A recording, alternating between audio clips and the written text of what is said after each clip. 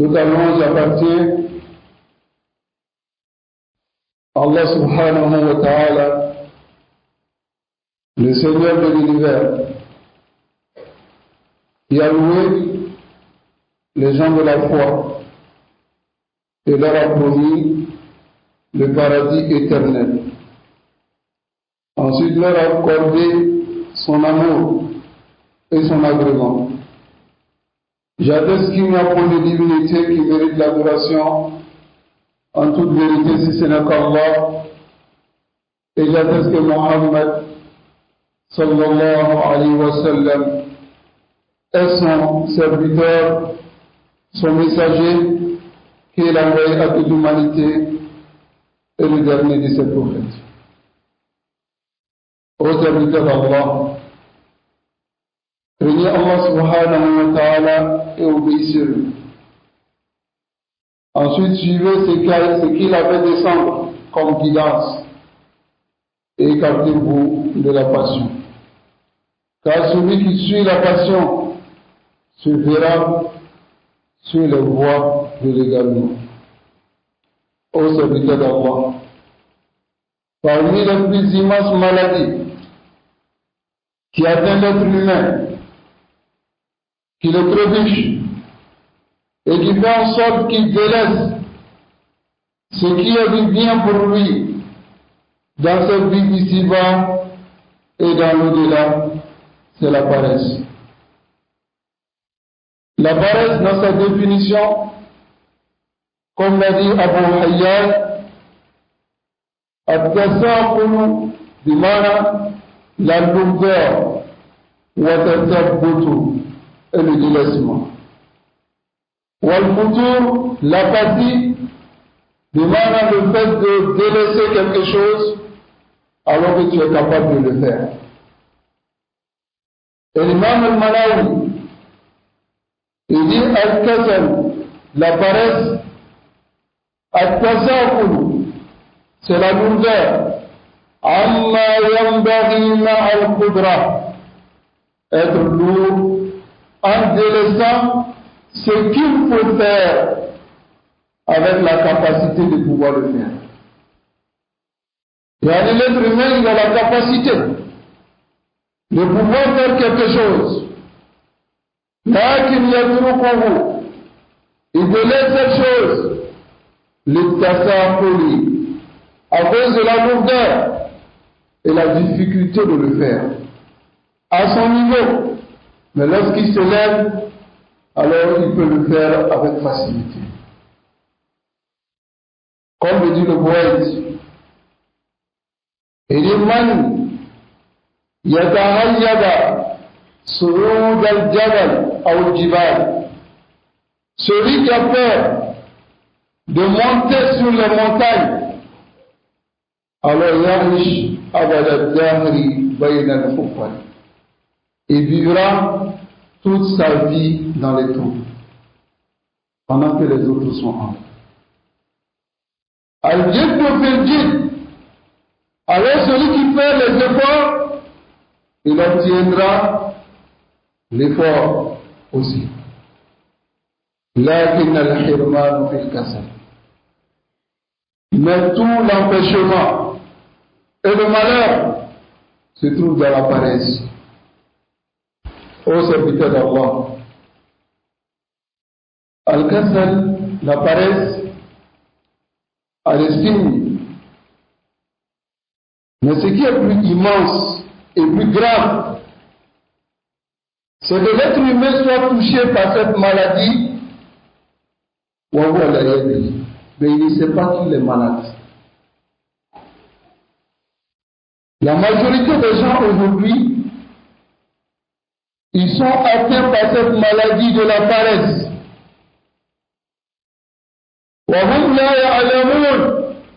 Alors qu'ils ne savent pas qu'ils sont touchés par cette maladie. C'est une maladie qui te fait délaisser ce qui est bien pour toi.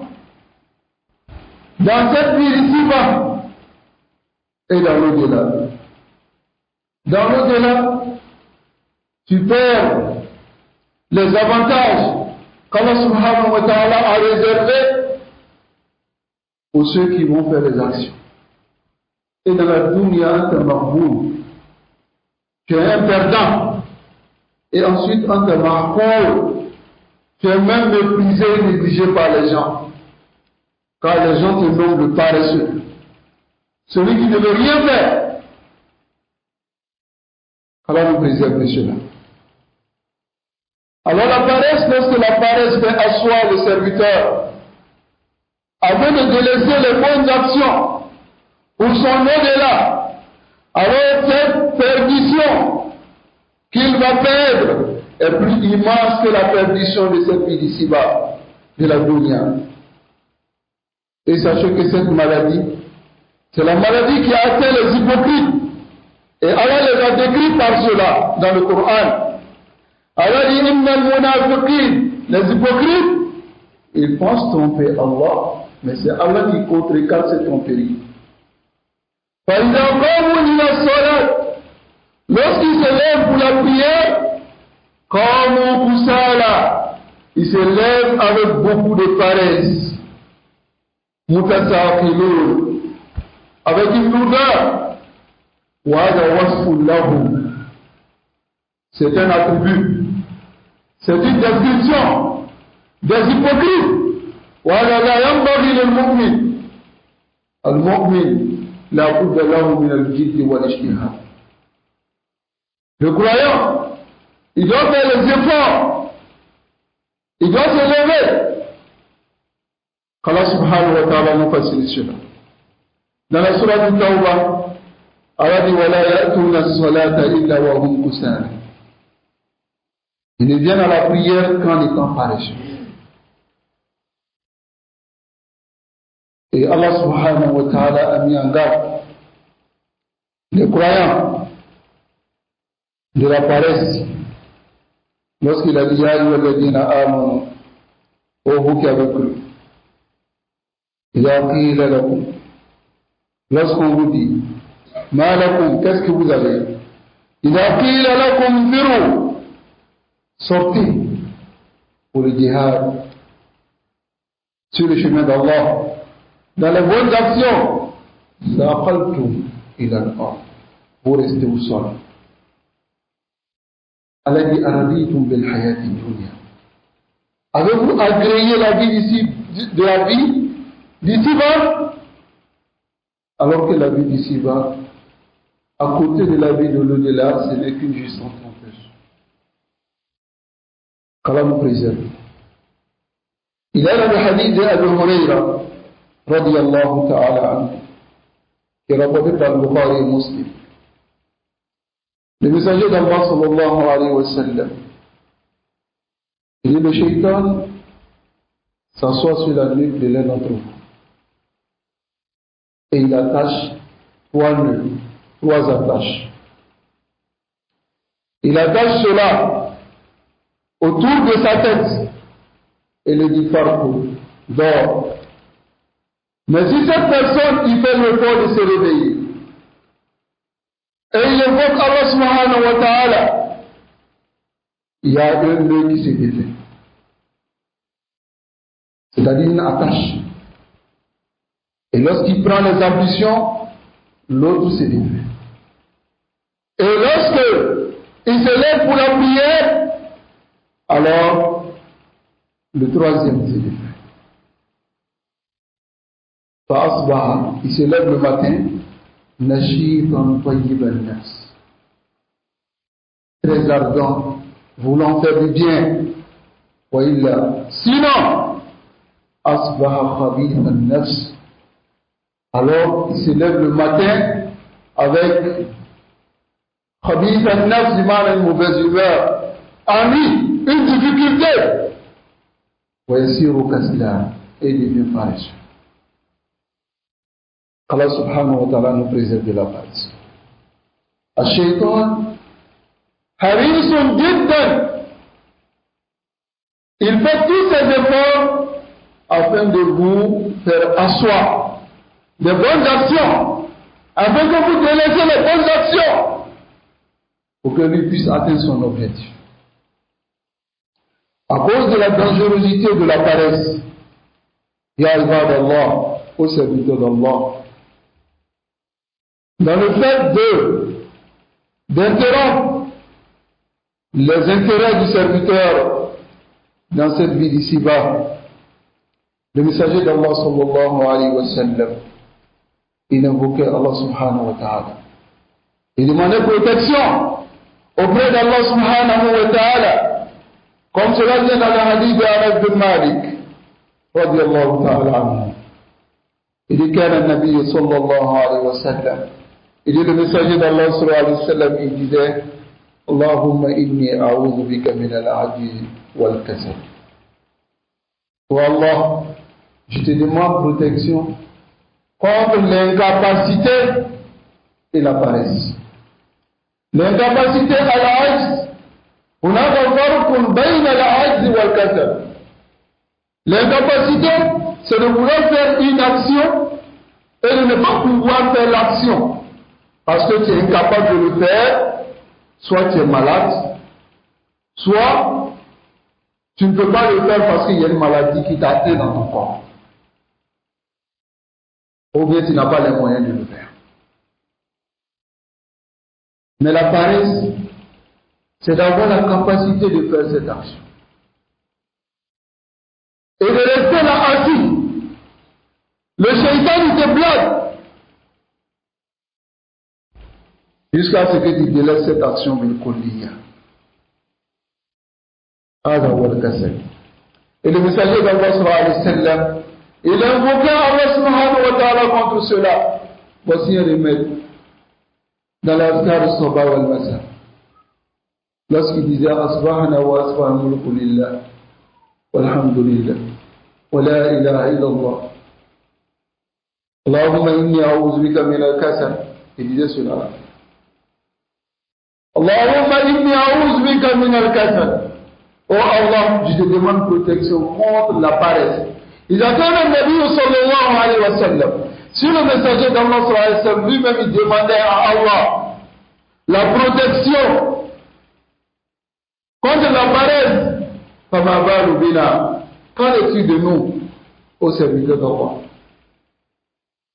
La paresse est une maladie qui est dangereuse.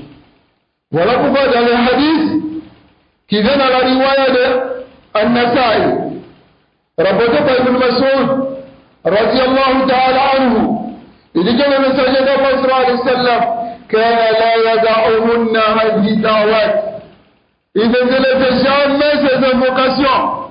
Parmi ces invocations, il y a Allahumma inni a'udhu bika min al-'ajzi wal kasal. Je te demande protection contre les capacités et la paresse. Qu'Allah subhanahu wa ta'ala nous préserve. Quand la paresse est une maladie, celui qui est atteint par cela, qui fasse l'effort de délaisser cela. Quand une insane, combien de personnes a délaissé certaines actions qui vont lui accorder un succès dans sa vie ici-bas et ensuite dans son au-delà, masalan comme le talabul ilm. Talabul ilm, la recherche de la science, il y a tellement un grand bien dedans. Et le bien, les faveurs, les mérites sont tellement nombreux. Parmi ces mérites, toutes les créatures invoquent Allah subhanahu wa ta'ala pour toi. Parmi ces mérites, Allah te facilite la voie pour le paradis. Parmi ces mérites, c'est que l'étude de la science est la meilleure action après les obligations. Voilà qui, avec la paresse, certaines personnes ont fini par délaisser cela. On finit par se convaincre eux-mêmes en disant que tout le monde ne peut pas être ça. En bête, c'est quelque chose qui est là.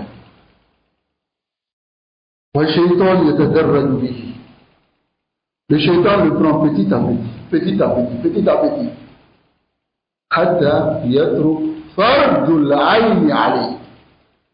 Il délaisse l'obligation individuelle. C'est dont s'il n'a pas appris le jour de Yawm al-Qiyamah, il sera questionné auprès d'Allah. Le shaitan progresse avec lui de cette manière jusqu'à le faire délaisser complètement. Allah maradul kasal. Allah nous préserve de cela. Il y a certaines personnes, hatta salat al-nawafil, ils se convainquent eux-mêmes. Al-kasal, faqat. Ils disent non, mais la prière surrogatoire n'est pas obligatoire. C'est-à-dire les rawatib, salat duha et ces autres prières-là, c'est pas obligatoire. Si tu le fais, alhamdulillah, et il vient même avec un hadith. Il y a un compagnon qui est venu voir le prophète sallallahu alayhi wa sallam qui dit, je vais me limiter aux prières obligatoires. Et le prophète sallallahu alayhi wa sallam lui a dit, si vous voulez voir un homme du paradis, regardez celui-là. Il se convainc avec tout ça. Il délaisse les prières surrogatoires. Mais le shaitan voit la yudu minka faqat an tatruka an-nawafil. Il ne veut pas seulement que tu délaisses les prières surrogatoires. La yudu minka faqat. C'est pas ce qu'il veut seulement. Ce qu'il veut, c'est de t'amener à négliger même les prières obligatoires. Jusqu'à les délaisser. C'est ce qu'il veut de toi.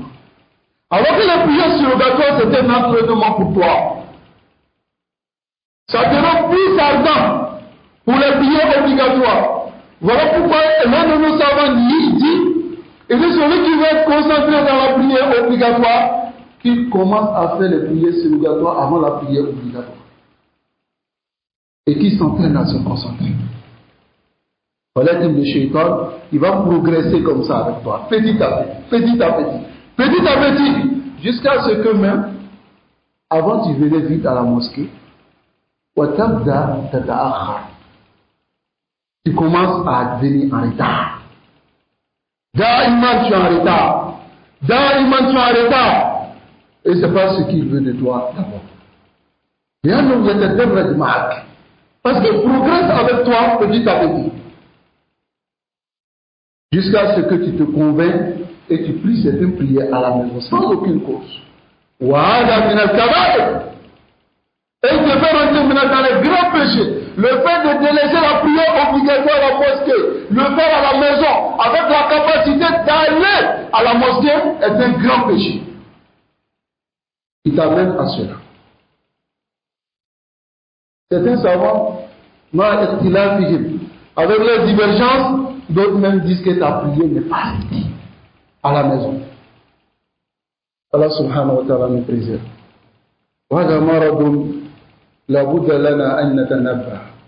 Il faut qu'on prête attention, ya Allah.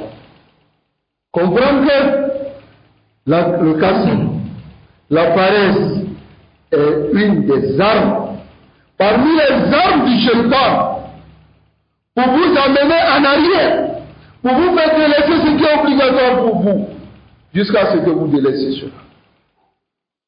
وصلى الله وسلم على نبينا محمد وعلى آله وأصحابه أجمعين.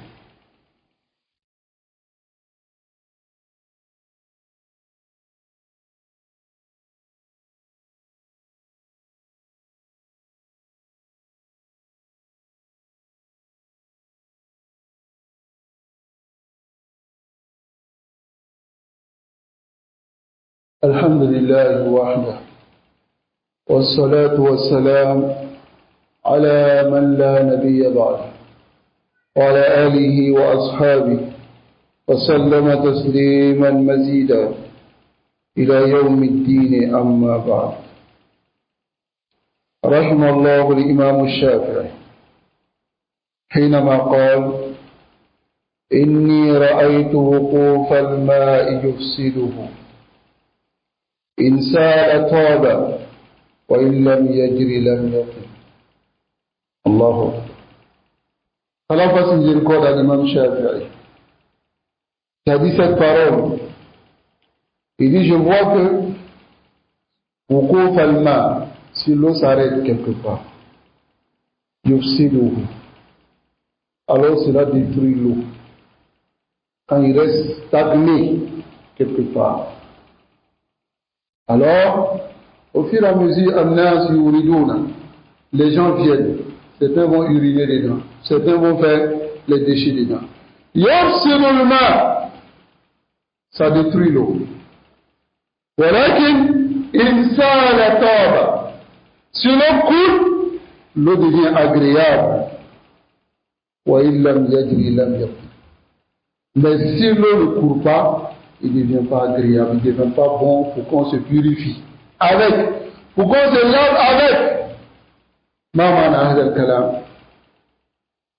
L'être humain, s'il reste stagné sur ce qu'il a, la Bouddha ayantakis, il va régresser.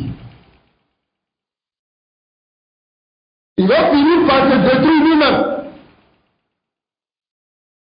Parce qu'il n'avance pas. Il reste sur sa situation. Là, il n'apprend pas. Ce que j'ai me suffit. Mais il a zaman faqat. Un temps seulement. Et tu vois, il commence à régresser.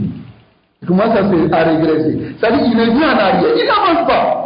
Donc il n'avance pas, il revient en arrière.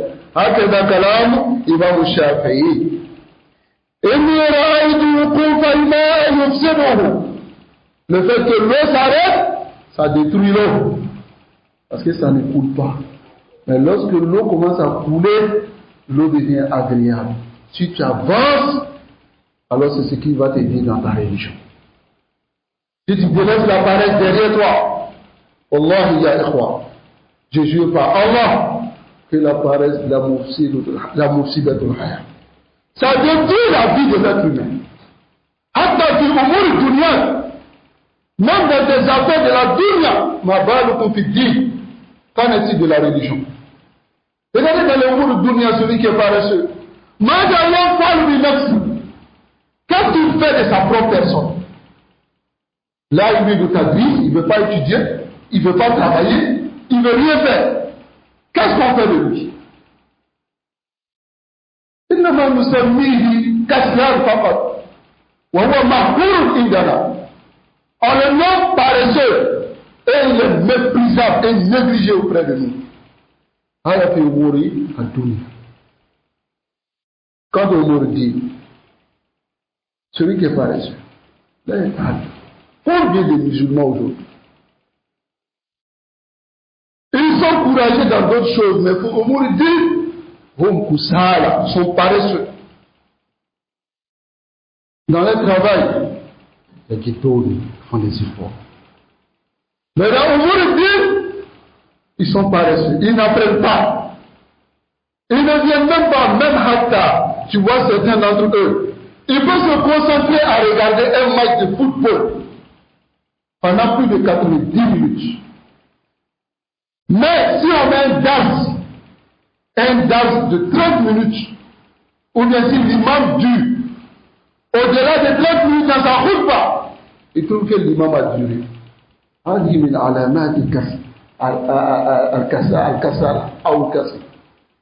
Ça fait partie des signes de la paresse. Qu'Allah nous préserve de cela. Pour finir, je vais vous lire une parole de l'imam Ibn Qayyim, rahimahullah, rahmatan wasi'a. Ibn Qayyim, il dit, Ajma uqala, les gens doués de raison, les plus intelligents, ils sont tous unanimes. Les plus intelligents, nous, uqala kullu umma, les plus intelligents de toutes les communautés, ala anna an-na'im, que le bonheur, la yudraku bin na'im, on n'atteint pas avec un autre bonheur. C'est-à-dire tu veux être à l'aise.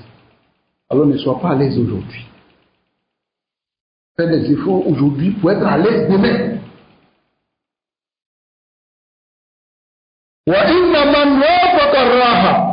Car celui qui prend le repos comme son compagnon, il va se séparer du repos aussi éternel. C'est-à-dire, si c'est toi, tu veux te reposer à tout moment, tu vas te séparer aussi du repos. Du repos qui est plus immense que le repos que tu as voulu aujourd'hui. بحسب ركوب الأهوال واحتمال المشاق. C'est selon le fait d'enfourcher, de monter dans les difficultés et de se donner dans les difficultés, تكون الفرحة واللذة. Tu auras le bonheur et le délice. فلا فرحة. Écoutez très bien. Il n'y a pas de salut et de joie لمن لا هم له, pour celui qui n'a pas de soucis. ولا لذة. Il n'y a pas aussi de délice لمن لا صبر له, pour celui qui n'a pas de patience. ولا نعيم. Il n'y a pas aussi de bonheur لمن لا شقاء له, pour celui qui n'a pas goûté un peu le malheur. ولا راحة لمن لا تعب له. Et il n'y a pas de repos pour celui qui n'a pas eu la fatigue. بل إذا تعب العبد. Si le serviteur se fatigue, قليلا, un peu seulement, il se fatigue قليلا, استراح طويلا, il va se reposer pendant longtemps. Regardez la dunya et quoi. Les salafs appellent la difficulté de cette dunya-là mashaqqatu sa'a, la difficulté d'une heure. Et ils disent, isbiru, patientez, sobre sa'a, la patience d'une heure. Comparativement à l'au-delà, la mort, il n'y a pas la mort. Ici, tu fais 60, 40, 100 ans, si tu as trop eu. Mais là-bas, des millions de milliards d'années tu vis. Et il n'y a pas la mort, la mort. Comparativement à l'au-delà, ici c'est une heure. Et ça ne vaut même pas une heure. Allah subhanahu wa ta'ala nous fasse connaître ce qui est bien pour nous. إذا تحمل مشقة الصبر صبر الساعة قاده لحياة الأبد. S'il a supporté, il a supporté la difficulté d'une heure, alors cette difficulté va le conduire jusqu'à une vie éternelle. وكل ما فيه أهل النعيم المقيم. Et tout ce dont ceux qui sont dans le délice éternel sont dedans, فهو صبر ساعة. C'est la patience d'une heure. والله المستعان. qu'Allah nous aide. ولا قوة إلا بالله. انتهى كلام. Et la puissance n'appartient qu'à Allah subhanahu wa ta'ala. Qu'Allah nous préserve. Et qu'Allah nous glisse sans ainsi le droit chemin. Qu'Allah nous accorde le courage, ikhwa. Sachez d'abord en vous-même que la paresse est une arme du shaitan. Et cette arme-là, il l'utilise, yatadarraja bikum, afin de vous, de progresser avec vous, jusqu'à atteindre son objectif. Wa innahu aduwwun lakum, c'est votre ennemi. Alors délaissez cette paresse extérieure. Invoquez Allah subhanahu wa ta'ala. Faites des askar al-sabah, comme Nabi sallallahu alayhi wa sallam il le faisait. Et selon les hadiths que nous avons vus, le shaitan vient attacher 3 nœuds. Ça c'est pour ceux qui n'invoquent pas Allah subhanahu wa ta'ala avant de dormir. Faites vos invocations. Avant de dormir, prenez l'asbab. Et levez-vous bil jiddi wal shihad. Apprenez votre science. La science islamique. Et ensuite, au bout dunya, soyez courageux dedans. Ne soyez pas sabah lala. ليس له هم في الدنيا ولا في أمور الآخرة. Il n'a pas de soucis dans les affaires de la dunya ni dans l'au-delà. هذا الذي قاله عمر رضي الله عنه. عمر بن الخطاب il a dit إني لا أكره الرجل صباح لله. Il dit je déteste l'homme qui est sabah lala. Il n'a pas de soucis pour tes affaires de la dunya ni de la akhira. Il est là comme ça.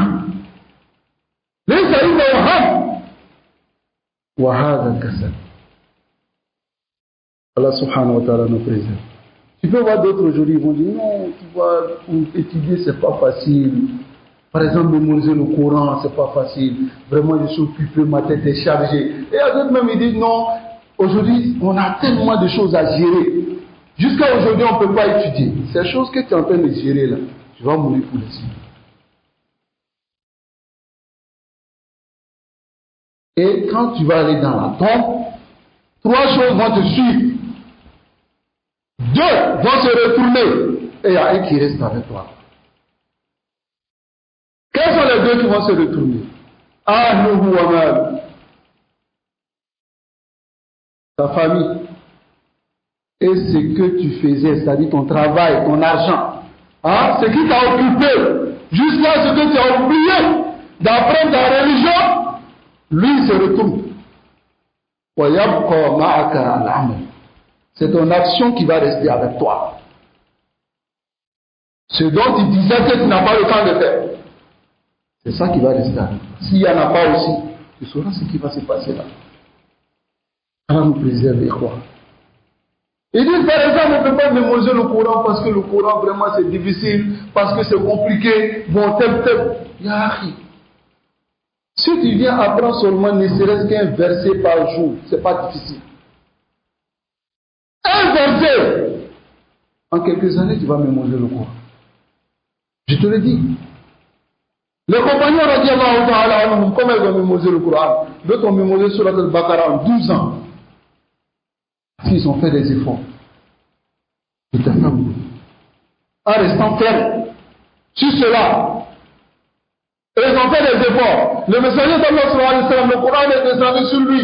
Min bidayati ila nihayati inzal al-Quran, 23 ans. Nous on veut mémoriser en 2 ans, 3 ans, 4 ans, 5 ans. Ils ont mémorisé en 23 ans. Faites des efforts. Donne-toi. Wa bil jiddi wal ijtihad tunan. C'est par l'effort et l'endurance qu'on obtient ce qu'on veut. Allah nous fasse obtenir cela. Allahumma ja'alna min awliyaika al-muttaqin wa min jundika al-ghalibin wa min as-sabiqin al-muqarrabin. Allahumma ja'alna min as-su'ada'i fi ad-dunya wal muflihin fi al-akhirah. Allahumma inna na'udhu bika min al-kasal. اللهم إنا نعوذ بك من الكسل وسوء الكبر. اللهم إنا نعوذ بك من الكسل. اللهم اجعلنا من عبادك الصالحين المفلحين البارزين المناعمين المسرورين المطمئنين الآمنين الذين لا خوف عليهم ولا هم يحزنون. اللهم انصر دينك وكتابك وسنة نبيك وعبادك الصالحين. اللهم ربنا آتنا في الدنيا حسنة وفي الآخرة حسنة وقنا عذاب النار. ربنا لا تزغ قلوبنا بعد إذ هديتنا وهب لنا من لدنك رحمة إنك أنت الوهاب. استووا